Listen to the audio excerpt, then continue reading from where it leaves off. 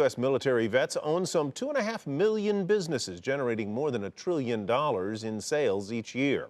Vets have started companies like Walmart, Nike, and FedEx. But one ex-Marine in Nashville, Tennessee, got the bright idea to make it his business to give back to vets and their families full-time. Travis McVeigh considers himself pretty lucky. As a Marine, he was chosen for the Presidential Honor Guard, serving in the late 1980s and early 90s. His two best friends weren't as lucky.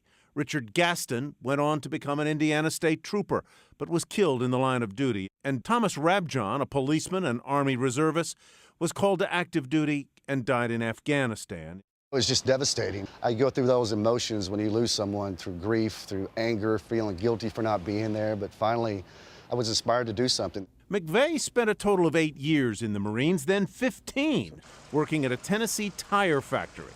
On the side, he dabbled at home, making his own vodka.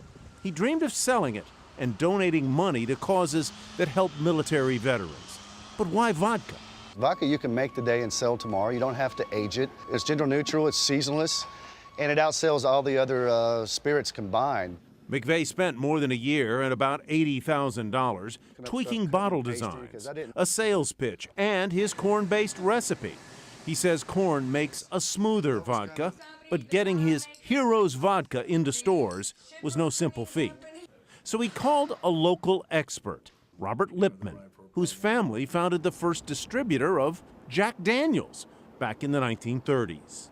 Robert actually answered his phone that afternoon. He said, I've got 100 different vodkas in my warehouse, but I'll give you 20 minutes since you're a veteran. 20 minutes was all it took. What always drove me is the memory of my two friends. If they can give their life for this country and all the other men and women that serve every day, I can try and start a business and do this.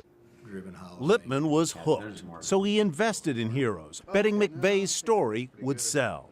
Heroes Vodka went into production on Veterans Day 2011, 11/11/11.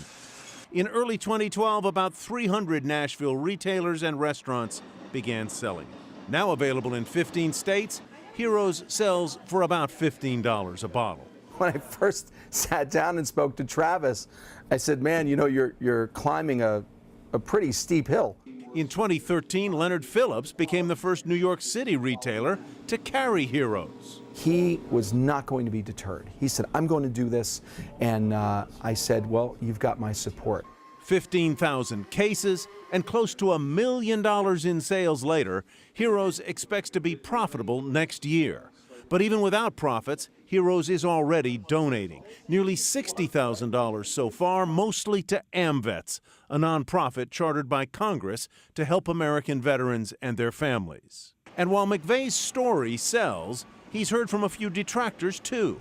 Some say he's exploiting his military background.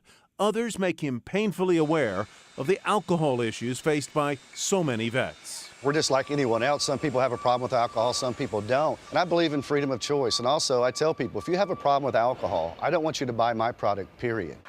Just this week, McVeigh was named Veterans Business Advocate of the Year by the National Veteran-Owned Business Association, an honor as he answers his new call of duty. But I tell people, never start a business just to make money. Start a business to make a difference. Yeah, cheers.